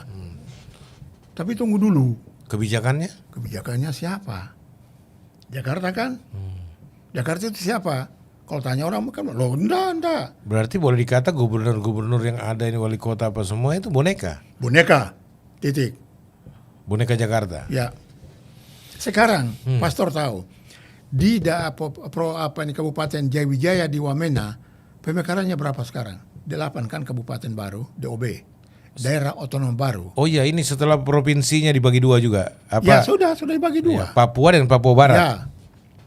Jaya itu kan Wamena, itu Papua, pegunungan ya. Ya. 8 kabupaten baru. Hmm. Mereka yang justru ngamuk. Iya. Marah-marah KKB itu. Kalau 8 kabupaten kan pasti punya syarat-syarat untuk layak jadi kabupaten. Sudah selesai jadi kabupaten, tapi mengapa kalau bicara kesejahteraan tadi, Pastor? Hmm. Mengapa mereka ngamuk? Iya. Kelompok-kelompok bersenjata kan di situ. Karena Karena apa? cuma nama aja kabupaten tapi nggak Bukan itu. apa itu. Harga diri tadi. Oh, Kalau kabupaten kan beranggaran turun, oke. ya kan? Dan sumber-sumber anggaran lain. Tapi kenapa dia marah? Kenapa? Terangkan, Ya, Pak. karena dia merasa bahwa saya ini punya tanah sendiri, punya hidup di sini, turun temurun karena manusia pertama sampai hari ini. Tapi kok orang lain yang berkuasa atas saya? Oh, jadi 8 kabupaten pemekaran ini bukan putra Papua yang Bukan. Artinya selalu itu masalah harga diri tadi, Pastor. Perasaan tadi. Itu. Orang selalu dicurigai. Orang selalu diintimidasi. apa karena Papua, anak-anak Papua yang bandel-bandel kah? Orang Papua mana yang tidak baik di Republik ini? Iya. Betul. Pastor, saya ulangi. Kalau orang Papua itu mau jahat, gereja dibakar, masjid dibakar. Saya pernah punya pengalaman di Makassar, Pak. Waktu masih sekolah. Saya diajak rame-rame, nggak tahu aja. Yuk serang asrama Papua. Iya. Di depan rumah sakit Dadi itu, di Makassar, Pak. Ikut-ikutan aja. Tapi saya mau tanya, mereka kenapa? Jahat itu, tukang pukul orang. Ada yang bilang tukang makan orang, apa segala macam kan. Isu-isu berkembang. Ya. Iya. Padahal itu rekayasa politik juga. Baru saya tahu bahwa hampir di seluruh daerah Indonesia, asrama Papua itu menjadi Target selalu. target untuk pergerakan-pergerakan tertentu. Persis. Aduh, saya bilang, ya udahlah. Ini Pak, kita libatkan masyarakat untuk berkomentar. Kita baca beberapa ini dulu, lalu Bapak mau komentar silakan. Kita mulai dari mana ini membacanya? Oke, dari atas coba kita pilih dulu ya. Bagus sekali tanggapan, mantap. Tunggu dulu, dari atas saja tidak apa-apa. Dari atas, jangan terlalu cepat, saya agak lamban bacanya. Shalom Pastor JT dan Pak Petrus, shalom. Tan bilang begini, shalom dari kota Ambon, shalom. Shalom dari Kalbar, shalom. Shalom Pak JT dan Pak Petrus, shalom. Ya semua shalom ini Pak. Pak Petrus ini ya baca juga ya. Nah sekarang ini Luther Lapong bilang begini, bahkan bukan hanya di Papua, seluruh dunia itu terjadi. Ya maksudnya apa yang dari mana ini? Coba kita lihat. Apa yang terjadi ya di seluruh dunia? Kita bicara dulu Hendra. Bagaimana menurut? Tolong dulu, jangan ya oke. Dikatakan begini, shalom, selamat malam dan salam sehat bagi kita semua. Salam dari Papua Barat. Wah ini dari penonton setia kalian. Terus Adrian Snai Channel, NTT hadir. Shalom Pak, Kalimantan Tengah hadir. Pak Petrus, dibanding Papua New Guinea, Papua Indonesia masih lebih baik. Salam dari Teluk Wandoma, Papua Barat. Wondama, ya. Lalu ada yang bilang minoritas diperlakukan tidak setara. Ada depan hukum dan keadilan memang lebih bijak dan berhikmat bila Papua menentukan nasibnya sendiri. Lepas dari NKRI, ya saya juga nggak setuju. Pak Petrus juga nggak setuju. Kita tidak bicara ini untuk. Saya nggak bicara merdeka, Pastor. Saya Tidak ada bicara disintegrasi atau Papua merdeka. Enggak. Kita mau berbicara menarik perhatian supaya Papua punya orang-orang haknya disetarakan dengan orang-orang Indonesia lainnya.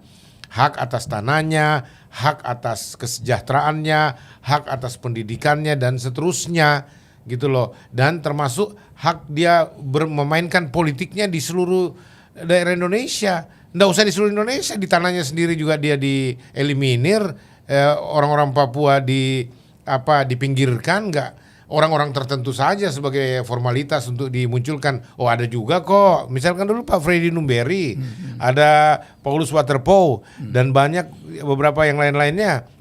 Apa Bapak tidak melihat hal itu, Pak? Maksudnya? Sebagai penyamaan hak anak-anak Papua? Begini, ini masalah perasaan bukan apa nih orang Papua jadi jenderal, bukan itu, Pastor. Saya bicara perasaan dan sejarah Papua. Mengapa orang Papua tidak bisa jadi pejabat di DKI? Saya tanya, Pastor. Mengapa orang Papua tidak bisa jadi pejabat di Jawa Tengah, Jawa Timur, di Yogyakarta? Ini Gubernur Anies Baswedan mesti jawab ini. Kenapa orang Papua mengapa tidak orang Papua, bisa saudara masuk Kristen aja, saya tanya, apakah ada orang Papua jadi pejabat di Sumatera Utara, di Sulawesi Utara? Sulawesi Utara, di Ya, Maluku, Maluku. di Toraja? Di Toraja. Jawab dulu ke saya. Survei, apa ada kepala dinas di provinsi-provinsi Saya Kristen? pernah dengar, ini mau kabupaten. jujur ya Pak, saya pernah dengar bahwa SDM-nya orang Papua belum mampu untuk Oke, lepas saja, nggak usah bicara banyak. Iya, Lepaskan bukan. aja. Tapi enggak, ini saya mau bandingkan. Ya. Tapi ternyata dari suku lain juga banyak yang on gitu, yang duduk sebagai pejabat. Itu soal lain. Tapi kalau kesannya bahwa kami orang Papua itu hitam keriting, itu sudah tolol banget itu. Itu rasis, enggak? Saya Itu enggak rasis setuju. itu. Iya. Dan kalau bilang bahwa orang bodoh, orang Papua bodoh, ya sudah lepaskan aja kok, repot Enggak amat. juga. Olimpiade orang Papua yang muncul kok. Lepaskan aja kok, Orang repot banyak amat. orang-orang potensi Papua kok. SDM Papua Alasannya yang bahwa Papua begini begono, ya lepas aja kok, repot amat. Mengapa Timor Leste dilepas? kalau Papua dilepaskan, Indonesia sontak langsung jadi miskin. Bukan miskin, bubar. Oh ya, gitu ya. Dan itu akan memberi peluang kepada Aceh, memberi peluang pada Maluku, memberikan peluang pada Kalimantan, Oke. Dayak, Borneo. Mari kita bicara. Saya sudah katakan di awal, darah saya merah, tulang saya putih. Saya orang Kristen. Saya sudah berkhotbah 137 kali.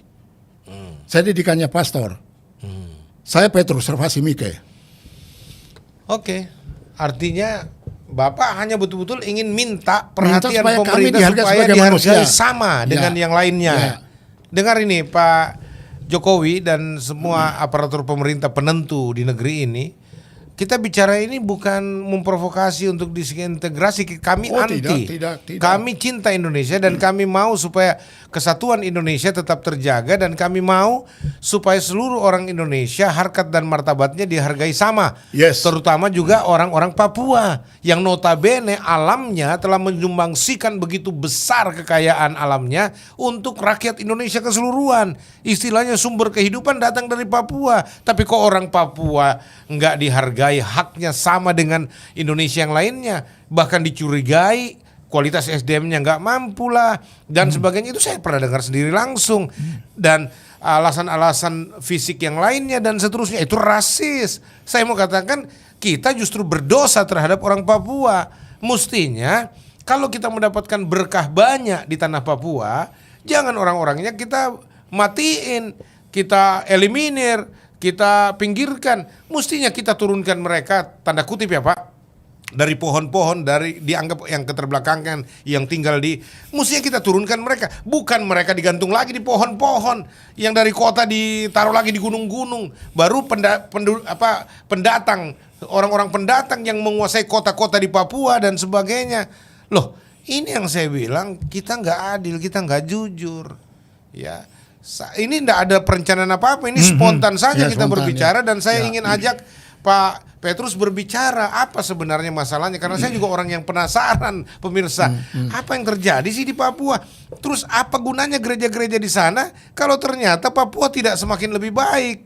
Bahkan selepas misionaris diusir keluar dari Papua dan tidak boleh ada lagi misionaris, loh, Papua jadi semakin merosot loh. Bahkan gerakan Islamisasi begitu masif yang dilakukan oleh Ustadz Farlan itu, ya, dan gereja di mana diam. Lalu alasan utus penginjil, utus penginjilan di sana, lalu membubarkan gereja Injili di tanah Papua. Ya, penginjil-penginjil yang datang dari Jakarta justru mengacaukan gereja-gereja asli Papua loh, memecah belah dan seterusnya. Ya, dan saya mau bilang ini gerakan apa? Bukan. Kantong-kantong Kristen dibutuhkan adalah apologet-apologet yang memperjuangkan kekristenan yang benar dan termasuk eksistensi orang-orang Papua yang telah dimenangkan dari tahun 1885 di tanahnya sendiri. Begitu kasihnya Tuhan kepada orang Papua sehingga Tuhan mengirim 2 misionaris itu Untuk apa? Menyelamatkan orang Papua. Nah, kalian datang bukan untuk mengurusi orang Papua, tapi justru menyengsarakan orang Papua. Bayangkan puluhan tahun loh merdeka. Nanti Pak Jokowi baru menunjukkan perhatiannya. Walaupun saya tahu itu belum cukup, Pak. Ya, tapi paling tidak Pak Jokowi itu menunjukkan 14 kali datang ke Papua untuk berbicara mengusahakan peningkatan kesejahteraan Papua. Walaupun protesnya orang Papua, yang satu kurang dari Pak Jokowi, kenapa Pak Jokowi membiarkan DOM, daerah itu tetap menjadi daerah operasi militer dan pengerahan tentara berlebihan dianggap oleh orang Papua. Padahal menurut orang Papua daerahnya aman-aman aja, nggak ada masalah kok. Dan orang-orang bebas, dan saya tahu juga pendatang-pendatang di Papua juga nggak merasa terancam. Ya sampai ada ya penciptaan dari istilah-istilah KKM lah, dulu OPM lah dan sebagainya. KKB. Nah, sekarang ditingkatkan KKB itu jadi teroris.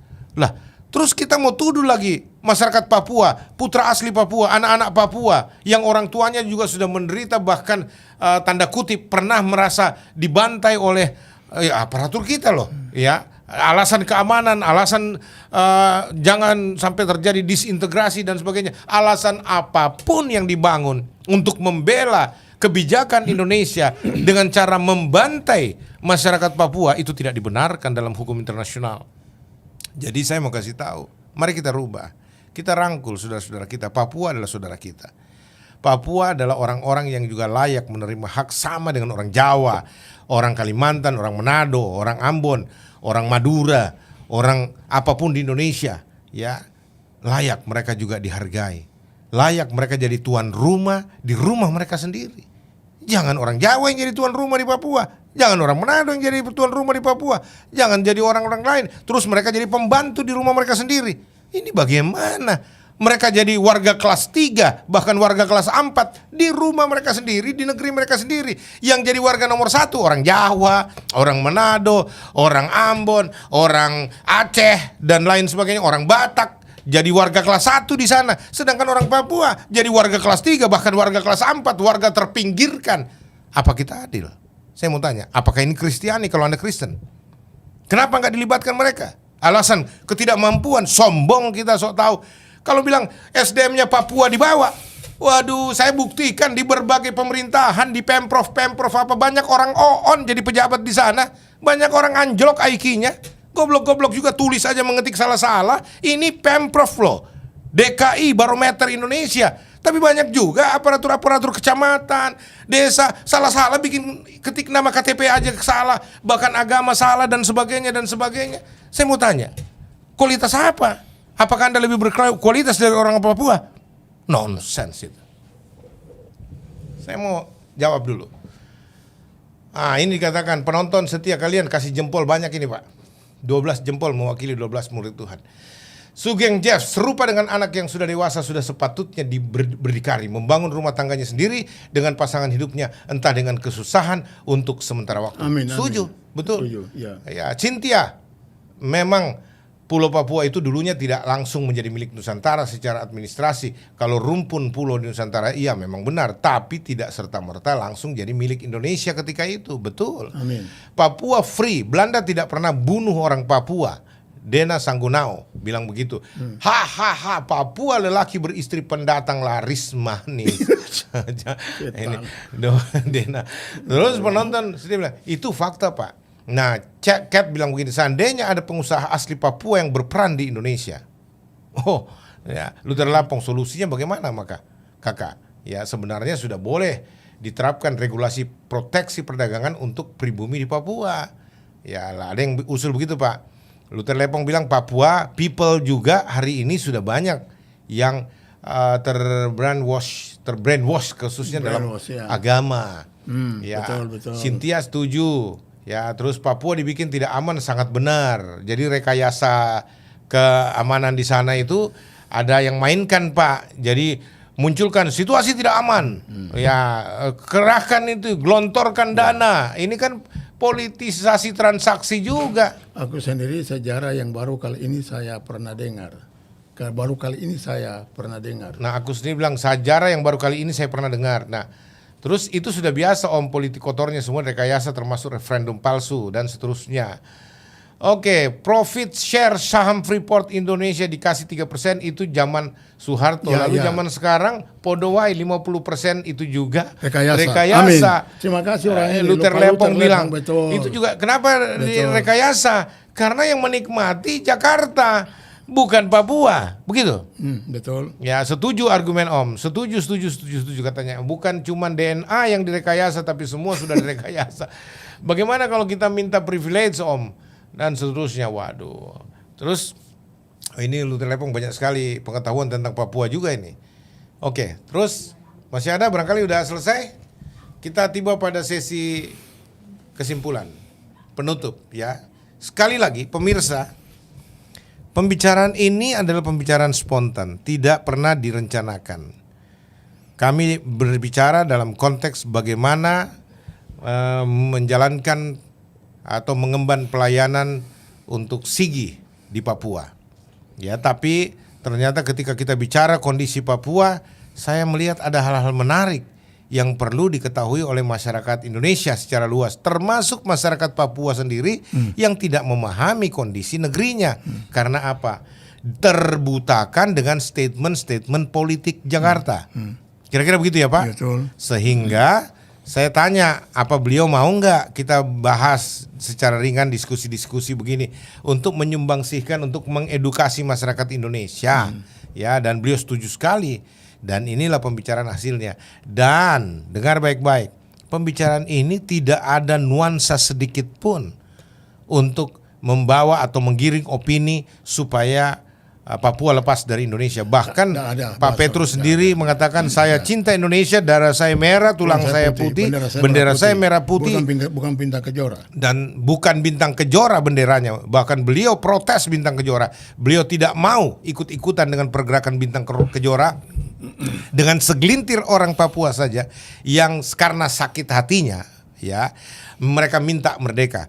Kita mengerti rasa sakit hatinya, tapi solusinya bukan minta merdeka. Ya. Menurut Pak Petrus ini bahwa solusi untuk orang Papua bukan merdeka. Belum tentu mereka merdeka, mereka bisa lebih sejahtera, gitu loh. Amin. Tetapi kita minta persamaan hak. Ya, orang Papua supaya bisa dipersamakan haknya. Mereka juga bisa berkompetisi dan memerintah dan tidak dieliminir dalam percaturan politik, dalam kekuasaan dibagi rata. Putra-putra Papua banyak yang SDM-nya keren-keren. Saya tahu orang-orang Papua pintar-pintar, cerdas-cerdas, IQ-nya luar biasa. Bohong itu, hoax kalau mengatakan SDM Papua itu di bawah rata-rata sehingga tidak layak duduk di pemerintahan, tidak layak duduk di provinsi-provinsi, pemprov-pemprov berbagai kota di Indonesia. Itu bohong besar, ya. Nah, itu sebabnya pemerintah dengar ini sebagai suara nurani. Ya, oke. Sudah selesai barangkali Pak Petrus, closing statement. Ada yang mau disampaikan closing statement? Silakan. Ya, Pastor, saya terima kasih bahwa saya bisa diajak bicara. Jadi kalau mau supaya Sebentar Pak, sebelum ini ada bagus ini dari Jaya Lim dengan Castle Queen. Setuju orang Papua harus dihargai dan disayangi. Kasih yang menutupi dosa. Terus Castle Queen bilang begini, tanah Papua itu tambang kekayaan yang luar biasa. Makanya diadakan pembodohan dan diskriminasi. Karena kalau mereka diperlakukan baik, maka harta kekayaan Papua gak bisa dirampas. Ya, wow, begitu ya Castle Queen ya. jadi Pastor, ya, terakhir saja.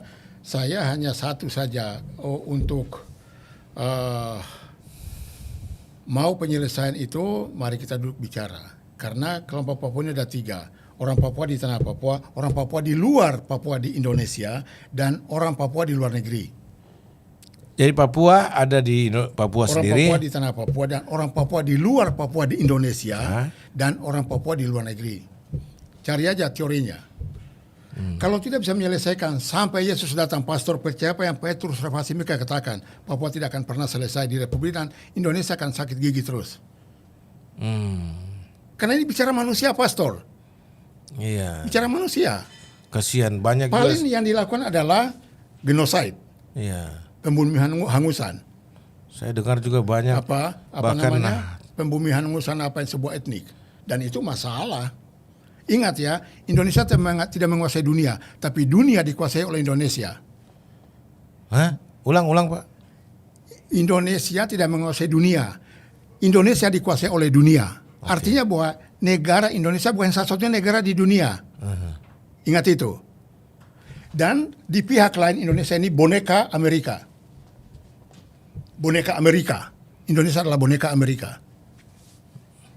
Bapak kenapa berani bicara begitu? Ya. Kalau Amerika setuju Papua merdeka sudah selesai. Jadi ingat tadi, Freeport itu adalah mas kawin untuk apa ini Amerika. Saya bertanggung jawab, Pastor. Terima kasih untuk pertemuan ini. Oke. Dan saya berharap Pak Jokowi, ada yang memberitahu Pak Jokowi supaya Pak Jokowi jangan hanya pasang aksi ke Papua melulu. Sudah 14 kali apa yang dia buat. Justru militer turun banyak sekali, puluhan ribu dengan brimob ke Papua. Tujuannya apa? Apa sih ada pemberontakan perang apa di Papua? Puluhan ribu Puluhan, pergerakan. 10 ribu tentara ada di Papua. Dengan alasan menjaga keamanan dan untuk apa ini hukum. Hukum apa di sana? Hukum itu milik apa ini polisi? Bukan tentara. Oke. Itu. Jadi artinya apa? Papua harus diselesaikan kalau Indonesia tidak kehilangan muka di mata dunia. Oke. Satu, apa yang Anda tuntut secara artinya yang aplikatif lah, yang praktis, misalkan hak apa? Silakan Pak. Hak berpolitik, Hak berpolitik, hak asasi manusia, hak asasi manusianya, hak hidup di atas tanah Papua, hak hidup di atas tanah Papua. Ya, tanahnya sendiri, Hak merdeka, tidak terancam, bukan maksudnya rasa ya. walaupun dia merdeka secara yuridis, tapi de facto dia merasa terancam. Persis. Itu maksudnya. Ya, dan dia menjadi warga negara Indonesia, bukan diindonesiakan. Wah, ini keren ini. Ternyata orang Papua ingin betul-betul menjadi asli warga Indonesia. Ya, bukan diindonesiakan. Bukan cuma sekedar diindonesiakan. Ya. Karena kalau diindonesiakan hak-haknya tereliminir. Kalau dia betul-betul orang Indonesia, hak-haknya dihargai. Betul. Gitu loh. Ya ini pesan bagus ini. Jadi tidak ada indikasi Anda mau curigai bilang ini pembicaraan mau menggiring opini untuk disintegrasi Papua, sama sekali enggak. ada cerita Kita itu. benci disintegrasi. Kita mau supaya Indonesia bersatu. Tapi persatuan itu jangan direkayasa untuk merugikan kelompok tertentu Papua, tapi menguntungkan orang-orang tertentu yang bermain dengan politik Papua untuk mendatangkan kesejahteraannya bagi kelompok tertentu, tapi membuat rakyat Papua menderita. Tolong hati nuraninya dibuka ya. Jadi seperti itu kira-kira Pak. Karena waktu juga. Terima kasih Pastor. Ini Saya terima luar kasih. biasa, ya. Saya terima kasih. Mendadak saya diajak bicara di satu ruangan yang terhormat dengan topik yang mendunia. Di surga dan di bumi. Iya. Ini luar biasa. Oke. Tuhan berkati, Memberkati. Pak. Ya, waduh. Luar biasa. Baik, selamat datang saudara-saudara yang telah bergabung menjadi member Kalam Kristus. Yang bergabung, bagi saudara-saudara yang lain silakan bergabung ya. Jadi Anda yang sudah bergabung terima kasih atas dukungan saudara di channel Kalam Kristus. Dan Anda yang belum bergabung silakan Anda pencet tombol bergabung untuk turut sama-sama menjadikan Kalam Kristus itu channel kenabian. Suara kenabian, menyuarakan kebenaran supaya Indonesia betul-betul merdeka, damai dan sejahtera, tenang dan tentram ada di bumi Indonesia. Maka Indonesia harus diwarnai dengan kebenaran. Apa artinya? Pengelolaan pemerintahan harus benar. Kebenaran harus menjadi roh dalam pemerintahan Indonesia. Jangan ketidakbenaran, ketidakadilan, ketidakjujuran. Nah, karena di mana ada kebenaran, di situ akan tumbuh damai sejahtera, dan akibat kebenaran ialah ketenangan dan ketentraman untuk selama-lamanya. Itu sebabnya biar program ini memberi edukasi, dan kami tolak semua persepsi negatif yang coba memelintir dan merekayasa, mempolitisasi pembicaraan ini, karena kami berbicara untuk mengangkat hak masyarakat Papua supaya juga diperhatikan. Tidak ada maksud untuk melepaskan diri dari Indonesia dalam pembicaraan ini, tapi kita mau berbicara tentang tolong pemerintah Indonesia, tolong politisi Indonesia, hargai orang-orang Papua, saudaraku orang Papua, tolong dihargai sama seperti orang-orang lain. Ya, jangan menghina dari sisi rasialisnya, jangan menghina dari sisi SDM-nya, karena mereka juga orang-orang pintar, umat ciptaan Tuhan sendiri. Terima kasih karena sudah mendengar, sudah mengikuti siaran ini, dan jangan lupa saudara share, like, and subscribe channel ini untuk memberikan dukungan. Dan kalau saudara betul-betul diberkati, saudara bisa memberikan ya donasi yang Anda mau di ada petunjuk-petunjuk di bawah kolom-kolom resensi di bawah ya. Oke Pak Petrus, terima kasih sudah bisa menjadi narasumber yang tidak terduga tapi luar biasa spektakuler, dan saya lihat respons positif dari banyak orang di chatting-chatting ini, dan ini juga termasuk semacam sejarah ini bahwa orang mendukung pembicaraan ini luar biasa. Ini dari chatting ini semua mendukung ya. Berarti orang-orang Indonesia yang lainnya juga mencintai orang-orang Papua. Amin. Ya, kami mencintai Anda, Pak. Kami mencintai orang-orang Papua karena orang-orang Papua juga adalah saudara kita. Amin. Ya, dan terutama juga bicara orang-orang Kristen, kami mencintai Anda, dan ini koreksi buat gereja-gereja. Tolong rangkul orang-orang Papua. Gereja-gereja, lu jangan bersifat rasis di tanah orang. Ya, justru kalau Anda tidak mengajak orang Papua, tidak merangkul orang Papua, Anda bangun gereja-gereja eksklusif, gereja-gereja suku Anda di tanah orang, itu rasis namanya. Ya, mestinya Anda rangkul dong masyarakat Papua sama-sama. Dan kalau perlu bergabung dengan gereja-gereja mereka, kan Anda pendatang, Anda kerja untuk sementara waktu di sana. Gabunglah dengan gereja mereka. Berbaurlah bahwa Anda orang Indonesia. Mau kulit hitam, putih, coklat, kuning, kuning langsat, ya hijau, enggak ada kulit hijau ya. Gini, ya sudah, sama-sama aja orang Indonesia gitu loh. Ya, darahmu merah, tulangmu putih, kecuali nan tulangmu saya nggak tahu pakai baju apa. Tapi bendera merah putih adalah bendera kita, bukan bintang kejora. Ingat, bendera merah putih juga adalah bendera kesayangan rakyat Papua. Jadi sampai di sini, kiranya Tuhan memberkati Indonesia, Tuhan memberkati Papua, Tuhan memberkati kita semua. Shalom.